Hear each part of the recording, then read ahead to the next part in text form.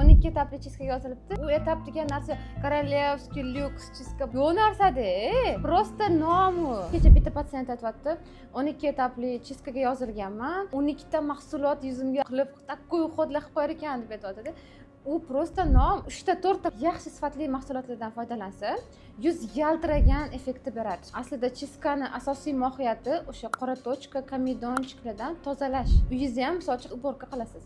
Как yuzni ham bir oyda bir marta tozalash maqsadida qilinadi. Misol uchun har kuni makiyajda yurishadi. Kimdir makiyajga boradi, yuvadi, uxlaydi. Kimdir yuvmasdan uxlaydi. Hech qanaqa uxodlar qilinmagandan keyin yuz qanaqa holatga keladi? Bizda oddiy yuvadigan umvalkalar, micellarka vodalarda tozalashar, lekin baribir chuqur tozalamaymiz-ku. Poralar ochilmaydi. Hatto bir oyda bir marta chiskalar qilish kerak. Mexanistik qilinadi, ichida ultrazvukovoy chiska qilinadi.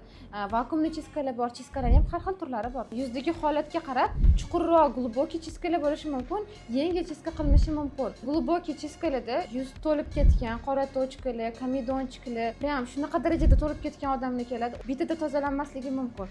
Ana unaqa holatlarda chuqurroq chiskalar natija yaxshiroq bo'ladi. Agar yuzingiz holati yaxshi bo'lsa, qora tochkalar, o'sha komedonchiklar bo'lmasa, o'z yuzingiz zo'r bo'lsa, chiskalar 12 etapli, 20 etapli kerak emas. Faqat uyda yaxshi uxodlar qilishingiz, hamma narsa o'sha yuzdagi problemaga qarab bo'lar bo'lmasga, yuzga hamma narsa qilish menimcha kerak emas deb o'ylayman.